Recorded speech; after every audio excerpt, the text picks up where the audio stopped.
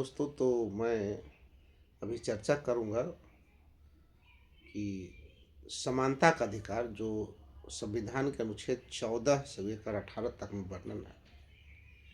तो सर्वप्रथम हम देखेंगे कि अनुच्छेद 14 क्या कहता है। 14 का अवलोकन करने के बाद हम पाते हैं कि ये बताता है कि विधि के समक्ष समता एवं विधियों का समान संरक्षण। स्पष्ट रूप से याद रखें, ये कहता है कि विधि के समक्ष समता माने कानून के सामने, कानून के नज़रों में सारे लोग समान होंगे, सारे बराबर होंगे, और विधियों का समान संरक्षण, और जो कानून होगा, जो नियम होगा, उसका संरक्षण भी समान रूप से होना चाहिए। यह हमारा समता का अधिकार अनुच्छेद 14 कहता है। विधि के समक्ष समता, यह ब्रिटेन का अवधारणा है, ब्रिटेन से लिया गया है, जबकि विधियों के समान संरक्षण ये अमेरिका का देन है, ये अमेरिका से लिया गया है। तो इस तरह से हम देखते हैं कि ये दोनों चीज़ें जो है, मीन्स एक तो विधि का शासन होगा, यहाँ किसी भी व्यक्ति को विधि के उल्लंघन के सिवा दंडित नहीं किया जा सकता है। साफ साफ किसी को दंडित कभी तभी कर सकते हैं हम जब वो किसी विधि का, किसी कानून का वह उल्लंघन किया हो। दूसरी बात यह है कि विधि के समक्ष समता अत्यावश्यक है। मीन्स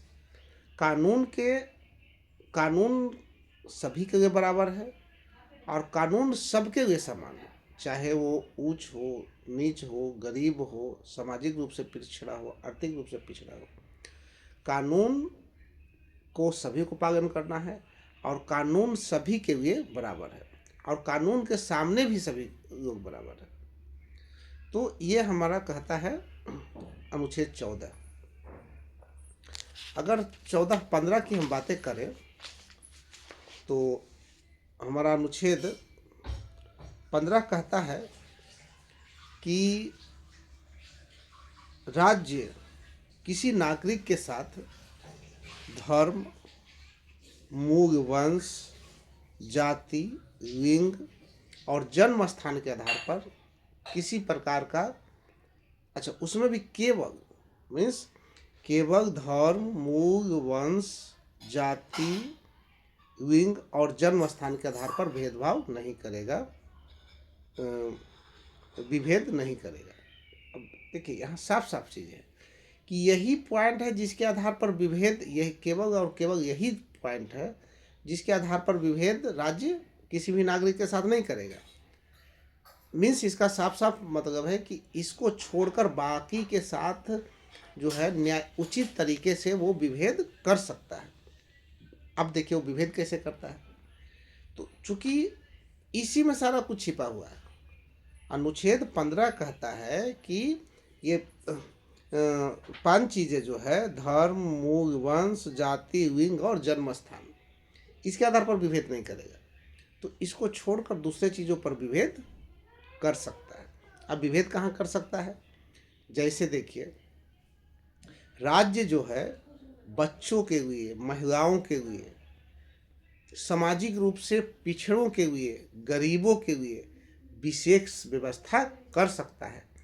इसी के तहत जो है राज्य सरकारें या केंद्र सरकार जो भी है, इन लोगों के लिए जो आर्थिक रूप से पिछड़ा हो, सामाजिक रूप से पिछड़ा हो, जो महिलाएं हैं या जो बच्चों हैं, ये सारे के लिए विशेष रूप से जो है व्यवस्था करता है।